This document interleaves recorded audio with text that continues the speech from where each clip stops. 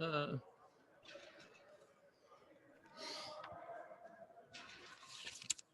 Hello, everybody. Hi, Coach. Hope everybody's doing well. Mark, I'll just touch on a few things and then get to the questions. Sounds good. Practice number 9 went really well. The guys have they've practiced hard all 9 practices. They've been engaged. They've been physical. So I'm really pleased with what they're doing and how they're doing it. They understand the expectations are much higher publicly, and they understand that standard's been set by them for 2 years, but they've got to live up to it. And that's those are what we call with them just facts. To clear up something I said last week about the transfer portal, the way we understand it, the last day you can enter the portal right now is July the 1st for this year. And then next year, the last day you can enter the portal is May the 1st.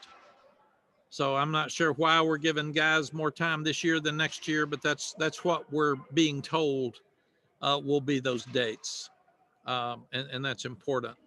As far as spring practice is concerned and looking back at the first scrimmage, we're not looking at schemes. We'll look at a few scheme changes during the week. But during the scrimmages on Saturday, we're simply looking at evaluation days. So you don't have a game plan. So sometimes you got a great looking play or a bad play, and it may just be because they called a defense into an offensive play that didn't work and you're not checking out of it near as much. But so far we're staying decently healthy. We're being physical and we're pushing great effort. We've got to have 100% out of everybody that's on that field. And the biggest thing we've got to do that's not happening yet, we've got to continue to separate at wide receiver and at running back. We're at least as good or better at every other position than those two. We lost 2 draft choices at wide receiver and 2 draft choices at running back. And we're having daily evaluation to try to make sure that we separate those 2 groups. We're still pushing the fact that we need pass rushers. So we're looking really hard to determine over the next week and a half who our best pass rushers are, and are there any that are coming in that may add to that group, and try to get them on the field. So you got to stop the run on first down or stop first down plays and put people in second and long and third and long and get your pass rushers involved to try to start getting more turnovers. And we're continuing to emphasize catching the ball. If you're a linebacker, defensive back, and you get your hands on it like a receiver, you got to catch it. And we're pushing the fact hard that we've got to be 80-20 on our side of the ball when it comes to the deep balls downfield. You can't be 50-50 anymore and win. You've got to do a better job than that. Really pleased with the improvement of the depth along the offensive line. William Barnes continues to play well. Kerryon Johnson would be another guy in that group. He would be 7. And then you've got Josh Azudu, who started last year and one of our best linemen, not practicing this spring. So with the 5 that are playing with the blue team right now and the addition of those 3, that would give us a strong 8. And then we do feel like right now that our white offensive line is making progress. They're much better than at any time last year. And you try to continue to build your roster, and you want to stay 2 years ahead. So if Jordan Tucker and Marcus McKeithen go to the NFL, who takes their place a year from now, 2 years from now? So that's what we continually work on is who steps in next. I am concerned after the NCAA gave guys an extra year of eligibility last year. Everybody across sports in college sports period, not just football, but we'll have 90 something on scholarship next year. And what's going to happen, because the NCAA made the decision to let people have an extra year of eligibility, which we played 12 games. So I don't think that was needed at all. We could have had our same rules. We could have had the same redshirt rules. Now they're taking opportunities away from hundreds to thousands of young people for scholarships this year in the 22 class. So if they cap us at 85 for next year, they're either going to force people to run off some players, which some will do across the country, or they're taking scholarships away from young people who have worked hard their whole life and deserve the opportunity. And this is about kids. This is about young people. We'll all be okay. Everybody will be okay because you got all your players back, but it's not fair to the kids. So I beg the NCAA and the oversight committee and the council to take a hard look at what's best for these young people, because they fight their guts out their whole year to earn a scholarship. Now they're in a position to earn it, and we're taking it away from them because of a decision that was made last year. That's very, very unfair to the class of 22. And also for roster management, 4 years from now, you may have 10 or less players in a senior class, so you could just lose an entire senior class. So I really think that we need to look at that. We're also expecting rulings by April 15th on what we can do in June and July. So will June go back to normal? Will it be a quiet period where we can't go off campus, but we can have official visits and we can have unofficial visits on our campus? There's some thought that the NCAA may allow us to open up for July. So we're working under the perception again that June's going to be open for camps and June's going to be open for official visits, but we should know that in the next couple of days. Also, really pleased that all of our tickets were gone for the spring game within 2 hours of when they were posted. I hate the fact that we can only get 10,600 in, but that's a mandate by the state. And a lot of people are really disappointed that they can't get in. And I just hope and pray that we'll have a full house when we come back to work in September for the games, because people are eager to get out and see the team play. And I really hate the fact that they will not be able to do that like they would want to, even though it'll be on ACC Network at 3:00 on April 24th. The other thing we talked about a lot this week is how people learn. Some people learn in the video room. Some people learn on the grease board, and some people learn in walkthroughs. And that's why the NCAA giving us a chance to have walkthroughs for 2 weeks before we started spring, and last year having walkthroughs 2 weeks before we started fall really was an advantage to a lot of, especially the early enrollees and the guys that will be coming in June. So I like that a lot. And then we're excited that we got our date for September 3rd. We would rather play on Thursday when we're opening up with Virginia Tech instead of Friday for high school football and in both North Carolina and Virginia, but we have no control over that. So we always request Thursday before Friday because we don't want to take away from our high school games. Mark, if anybody's got anything, I'd be glad to answer. Thank you, Coach. We will begin with Ralph Russo. Go ahead, Ralph.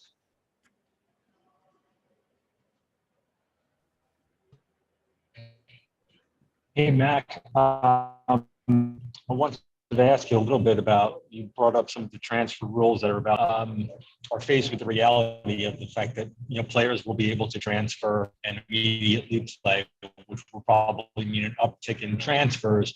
How does that change your strategy and how you run a program and manage a roster? Ralph, it's a great question because it's going to change college athletics, not just college football. I see 4 and 5 basketball players leaving a team to go to another team. It's just crazy. And they don't have as many players as we do. After we get through with spring practice, if a guy's not starting, he may get mad and want to enter the portal, and now he doesn't have to do that till July 1st. So we could be sitting here and lose 3 or 4 different players at one position in July and not be able to replace them. So I understand the concept. There are some good things about guys that can't play at one place being able to transfer to another place where they play. But I think it's also another hurt to the high school players, because a lot of people might take one of our second team players at the FCS level, or maybe a group of 22 kids, and now he'd rather have a transfer that's a little bit older and proven than a high school kid. And the second part of that is that people are now hiring personnel to look at the transfer portal to try to recruit out of the transfer portal. And the other question, Ralph, is people say that you can't tamper. Well, it seems like people are making decisions very quickly when they leave one school to go to another, and usually people have a place to go. So, and the last part of this that bothers me, there's over 2,000 kids that went into the football transfer portal. The last date I got, which I think was update I got last week, was that only 37, a little over 37% had a place to go. So I'm afraid we're allowing young people to be frustrated because they're not getting what they want where they are. The ones that jump into the portal and don't already have a place to go, because the great ones have a place to go. The ones that don't have a place to go, a lot of them aren't getting near as good a deal as they've gotten, and some will get left out and not even get scholarships. I think it also will most likely hurt graduation rates. So I'm not sure that we've made the proper decision on how it should be set up. And I'm not sure that it's going to be best for the young people as well as college sports. Thank you, Mac. I hope you got your vaccination. Thank you, Ralph. I've gotten both, so I'm good. The good thing was I got it early. The bad thing was I got it early because I'm old. So that's the good and the bad. All right, let's go to Andrew Jones, please. Hey, Coach. Outside of Eugene and Jeremiah at middle linebacker, Kadri has a little bit of experience, but the other three guys don't really have any. Cedric, I guess, played a little bit on special teams. Can you kind of catch us up to date with how things look behind Eugene and Jeremiah there? Yes, Andrew. All those guys are playing well. We're really pleased with first Ra and Power. They both they're playing ahead of what they should be playing. I call them high school seniors. They tell me they're college freshmen, and they really are, but they still should be in high school based on their early enrollment. But they're playing ahead of where we would have thought they're playing at this time. And then you've got Cedric Gray, who's playing well along with Kadri. And we're not playing Jeremiah Gimma much at all this spring. He's a great leader. He's been around, but he'll get in drills, but he's not playing in most of the team stuff. He didn't scrimmage Saturday. So we're really trying to look at those younger guys. So we're playing Kadri a lot more because he hadn't played as much. We're getting Eugene Asante out some, and then we're really working to play those other three guys so we can try to separate them like we are the running backs and the wide receivers. The hard thing for a guy like Kadri, he's really good, but Gimmel's going to play a lot. And Eugene stepped up behind Chaz Surratt, and he's playing really well. So we've got to start forcing ourselves to play more people and make sure that they get more snaps. And that's something we haven't done much at that position. If I may ask a quick follow-up, you had said at the outset of spring practice that there was a period for the new guys, the early enrollees, to sort of acclimate themselves to things. How quickly did Power and Ra acclimate themselves? They're jumping into it very quickly. And I told them after practice a few minutes ago, you young guys, there's a lot of pressure on you to learn how to go to college. You've got to learn the off-season program. You're already doing that. And now you're learning how to practice. So don't put pressure on yourself to do everything right yet. We want them to learn what to do. And then they can really earn their positions and their possibility of earning playing time more in the fall than they can in the spring. But we just, it was probably a great example with Sam Howell when he came in and didn't practice well because he was trying to get the job instead of learning what to do. So that's what we're telling these guys, learn what to do. We're seeing plays. Sometimes they're not 100% all the time. They don't know how to work like some of the other guys. Sometimes they're not quite as physical because they're not as strong. But we told them, don't worry about that. You just got here. You've been here a month and a half or something. So enjoy growing into a position and don't worry about what you're playing right now. Thank you. Appreciate that. Thank you, Andrew. Okay, next up, CL Brown. Hey, Mac, I wanted to ask about Sam. I think there's an assumption made by me and a lot of people that just based on his first 2 years, he'll naturally progress and get better in this third year. But I wanted to know in what ways are you kind of pushing him and motivating him to make sure he takes another step forward in his development? See, it's another really good question because you never know with attitudes of young guys. Does he feel too comfortable and he knows the offense so well and get a little bit bored? And right now, Sam's really trying to work through that and make sure that he leads. Plus, we have a tremendous amount of pressure to find a backup quarterback. I mean, Sam's one snap away from being out of the game anyway, and we haven't played anybody behind him. But also, we feel like he's going to leave after the year and go to the NFL. So some heir apparent, or we're going to have to share it with two people, or somebody got to take over. So we're actually having Sam coach the young ones and help them a lot right now too. But we're lucky that Sam's got a great attitude, and he's tough and he's smart and he's driven, and he knows that he'd like to win all the games and then have a great career in the NFL. So he's not going to get bored. But your question is so true. That's why you look at a lot of seniors that probably don't have their great senior year because they just relax and take some time off. We're working hard with guys like Garrett Walston and Tamon Fox and Tyrone Hopper, all those other seniors, Grayson Atkins, a lot of those guys that came back. Again, most of the time they're doing drills and getting stronger and more flexible and getting their bodies in better shape than they are with teams and scrimmages. But we do not want any of our seniors to get bored, and that's easy to do. Thanks, Coach. Thank you. Okay, over to Eric Boynton. Yeah, hi, Coach. Eric Boynton with the Spartan Herald Journal, South Carolina.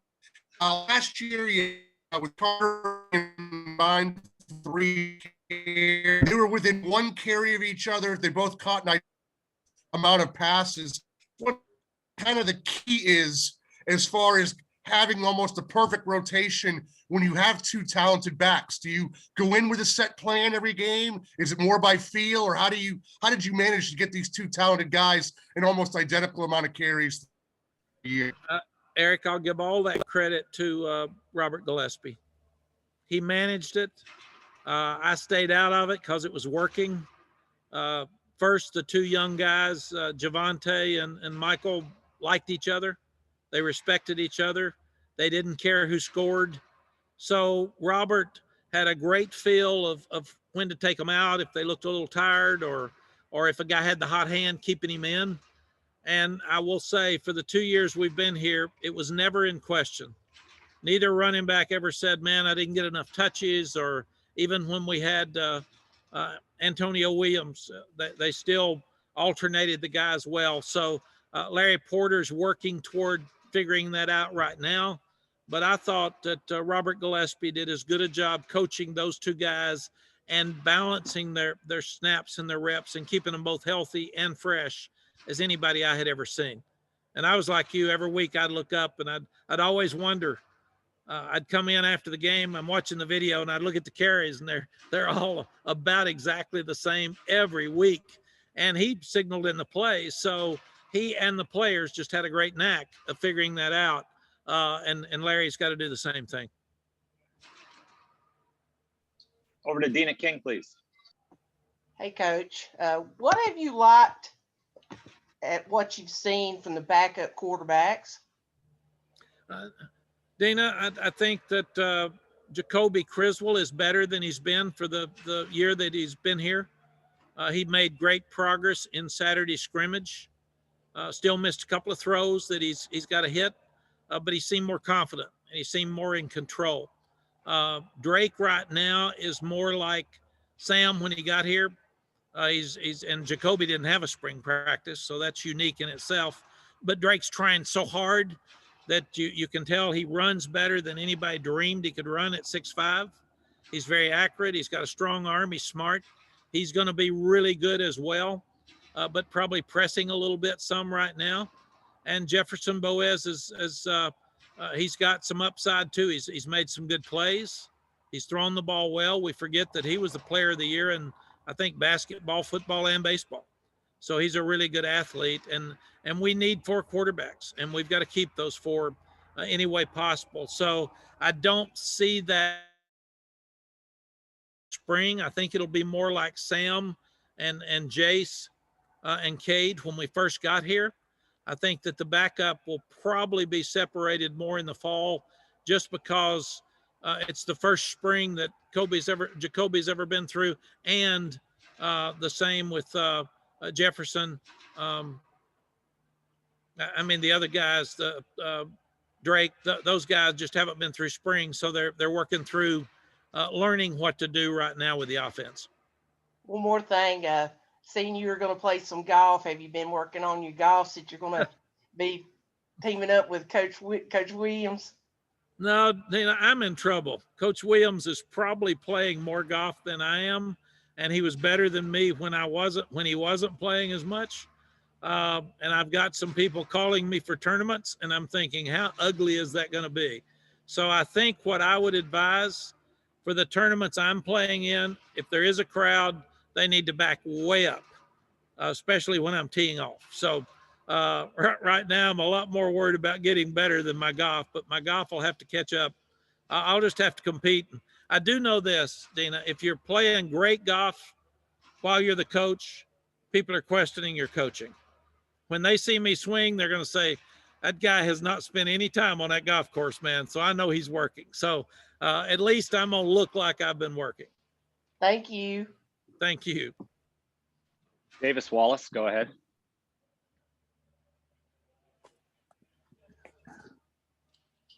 Hey, Coach, you talked about having a great pass rusher. I was just wondering, with someone like Keyshawn Silver, what we have to do to be a great pass rusher that is needed for this year's team.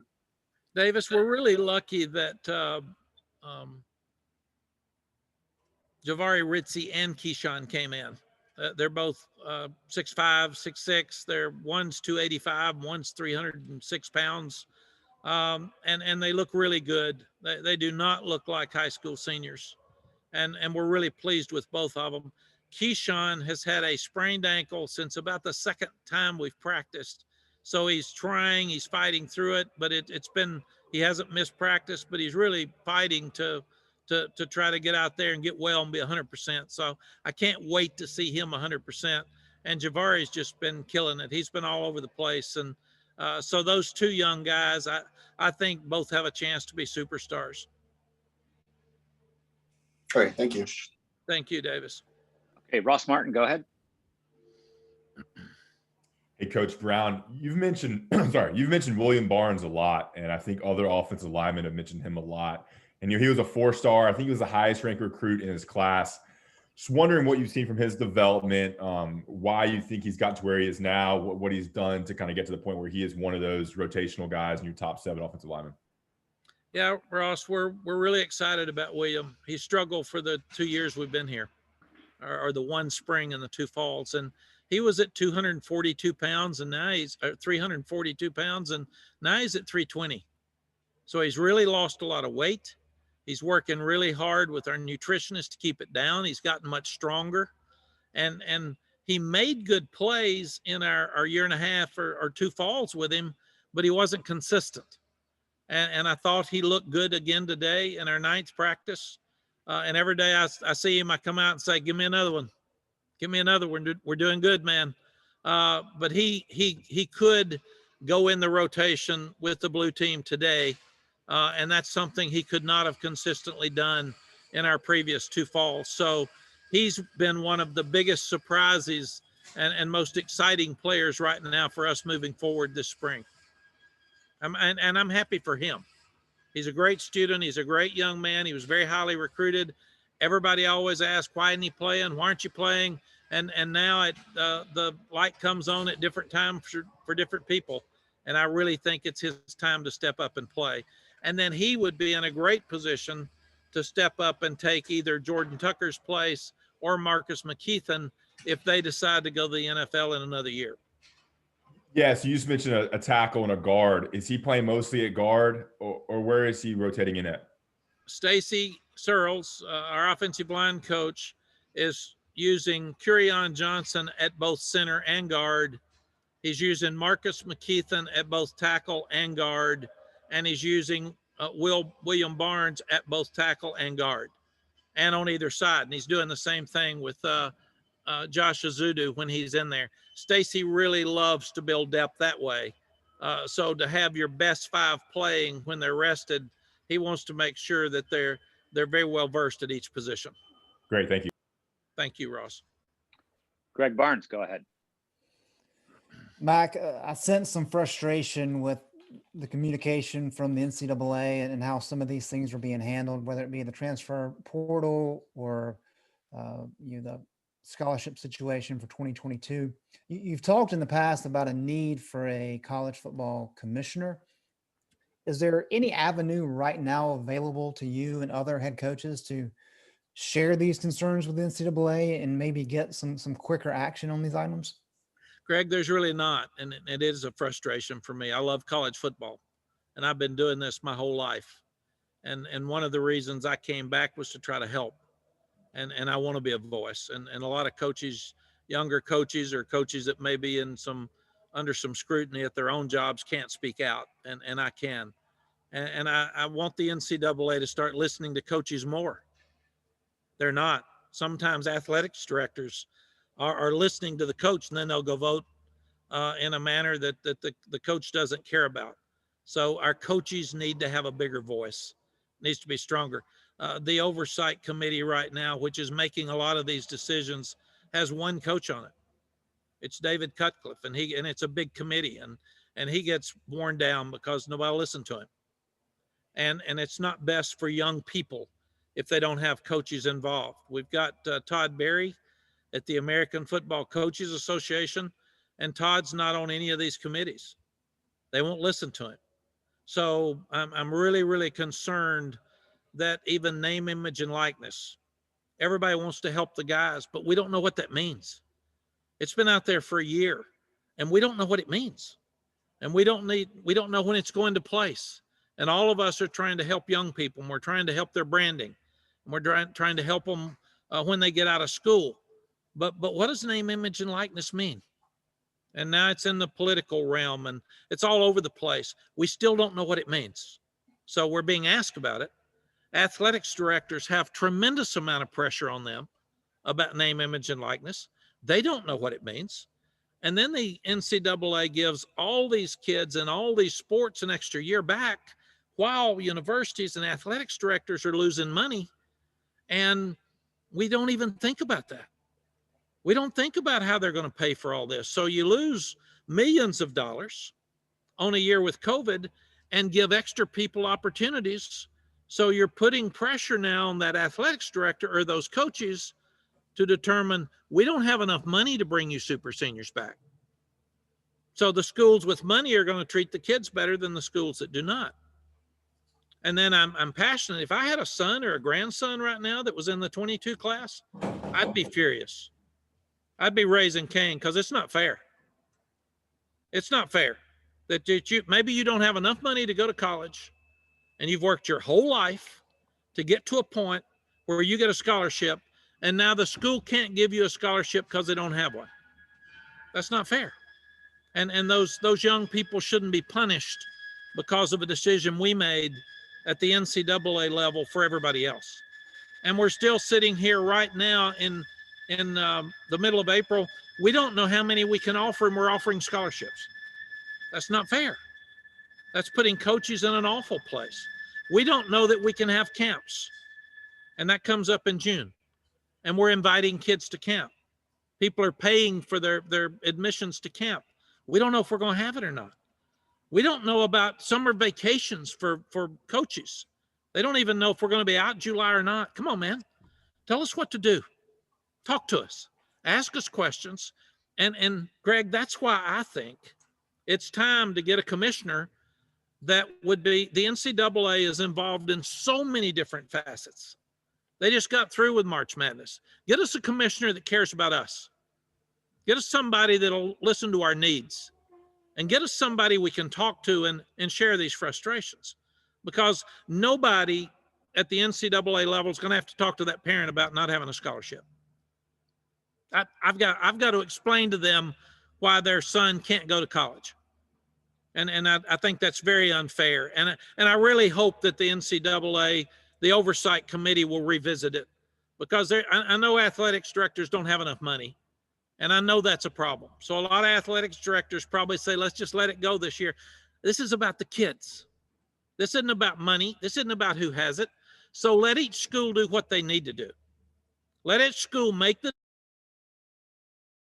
the kids a scholarship, give it to them. If you don't, that's okay. We understand that. But don't punish all the universities and all the kids because we made a decision last year during a time where we had no money to add more pressure to the athletics directors. I just don't think it's fair. Thank you, Mac. Thank you. Jacob Turner, go ahead.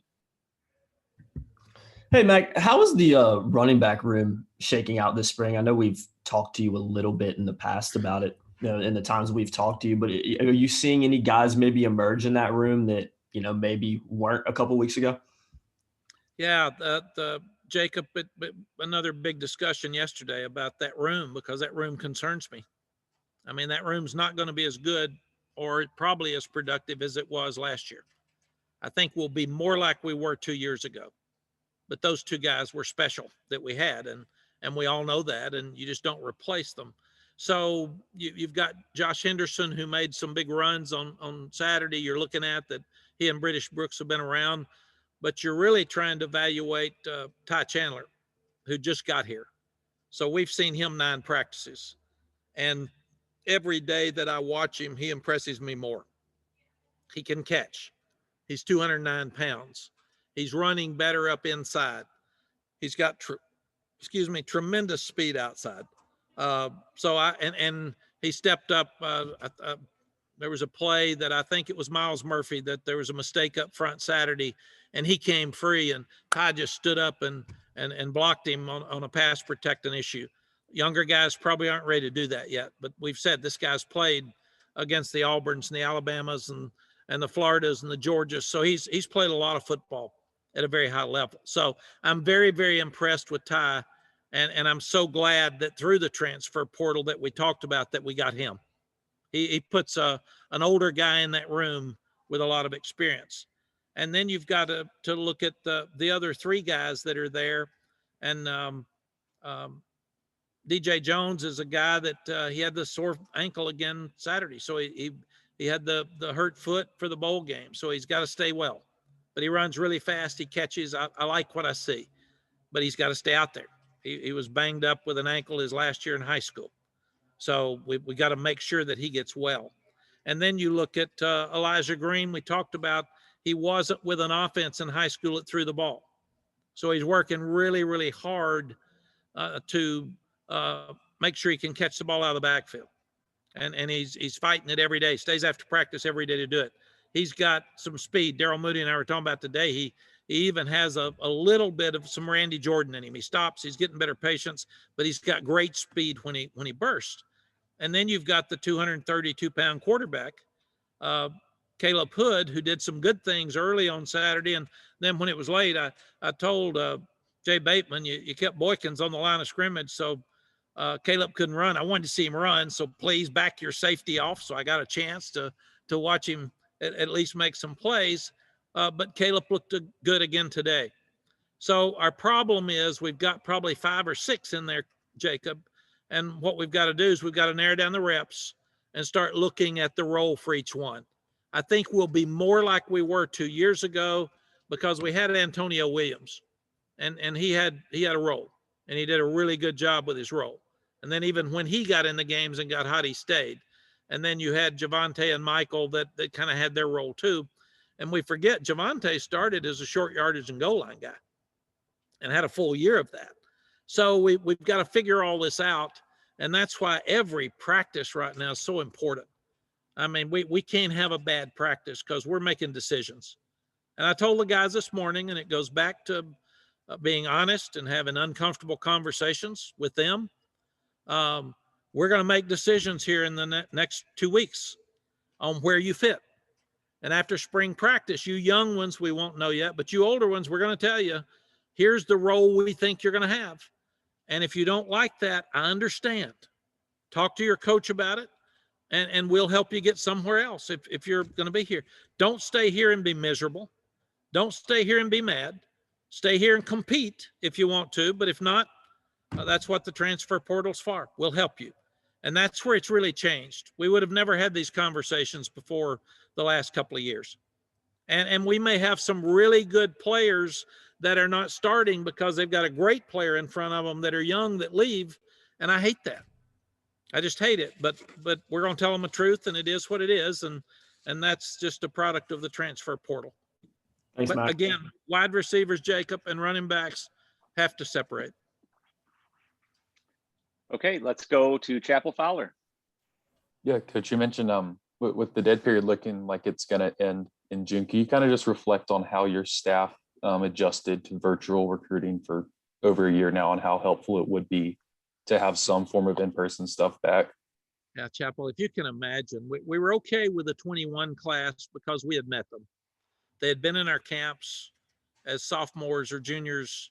So we had a year and a half of those guys, and they'd been on our campus a lot for unofficial visits. So we had relationships with the parents and the players. So it hurt us with a couple of kids that just couldn't get here to visit, that we hadn't met, that were out of state. But by and large, it was a great year in state. All of the guys that are here, I love, I'd take again. So that's going to be a great class when we get through and we add the 7 that are coming in June. Since then, we haven't met anybody. We haven't had a face-to-face, and most of these guys we didn't have in camp, or we didn't remember they were freshmen. So right now we've had to be very creative with Dr. Kyra Kendrick, our own campus recruiting coordinator, and Billy High, our recruiting coordinator. They've spent hours trying to figure out, again, through the changing of all the NCAA rules. It's been so fluid that can we have a Zoom? Can we have a Zoom with our players and prospects? Can we have a Zoom with multiple prospects? Can we have a virtual tour? Like right now, we can have all of the prospects in the 22 class do a virtual visit to one of our practices, but you can only do one, and that's per year. So if we had a guy in the 22 class come to our first spring practice, we can't bring him back over Zoom. So that's very difficult. I asked one of our coaches a month ago, why don't you offer this kid? I love him. What's wrong? He said, I've never met him. I'm not sure how big he is. I've never talked to his parents in person. We're in a relationship business. And one of the reasons we recruit so well is we have great relationships and honesty and tough conversations with these parents and kids. That's harder to do on Zoom. So I can't wait, Chapel, till we can get guys back on campus. And Sally and I are moving into a house this week that's less than a mile from my office. And that means we can have unofficial visits to my office. To my house. So that's going to be great too, that not only can we have them visit on campus, but we can actually have them in our home. And all of those things we've really missed. Now we've learned some things, and it'll be really interesting to see what will we carry over and do next year after we get through with the COVID, hopefully. What will we carry over from what we learned from COVID with Zoom and FaceTime? And so, and how will the rules change back? The NCAA has done a good job of being flexible enough with the 21 class and the 22 class that they have given us a chance to get to know the kids and parents better than we could have with the old rules. I don't know if those rules will go back to normal or not. I would like to see us where we can call the kids anytime after they start their junior year. We can FaceTime them anytime. We can Zoom with them anytime. They've got caller ID. These kids are smart. If they don't want to talk to us, they're not going to answer. If they don't answer, we know they're answering somebody. We know we're out. So throw out all the rules about what I like and what I can't like. I can't, Sam, we can't like anything that you all do. So if you're sitting there at night and you're seeing videos on kids at camps and stuff, and I like something that Dina just did or put on, and then I get a violation. So throw all that out. None of that matters. What does it matter what you like and what you don't like? So I think there are a lot of things that we could do to simplify the rules, make it easier on the compliance staff. We should be going after the people who are flagrantly cheating, not the people who are liking something from a media outlet that they shouldn't like. All right, let's close today. Back over to Eric Boynton. Go ahead, Eric. Yeah, Coach, what did a Storm Duck maybe gain from being forced to be an observer for nearly an entire season last year? And what do you hope to see from Storm as far as development here in year 3? And does he have a chance to be maybe one of the better cornerbacks in this league? Yeah, Eric, number one, I think he missed it. He got to get in great shape. He missed playing, and it was really, really hard emotionally. And you add COVID, and you add the social justice issues we've got out there, and then you add not being able to play. He did a good job handling it. He's from a wonderful family, but I worry about all the young people out there now because they've got so much on them. And then you add a foot injury, it makes it even tougher. But he got stronger. He studied every day, so he knows what to do. If he can stay healthy, I don't think there's any question that he'll be an NFL player. And we've got him back out on the field now, but I just I want him to make sure that he stays healthy through the spring, get all of his confidence back, and then hopefully he'll have a great fall. Thank you very much. I appreciate you guys letting me jump on today. Thank you. Thanks, Eric. Well, Coach, thanks for your time today. We always appreciate it. Thank you, folks, and I'll talk to you next week, I guess. Yes, sir. Thank you.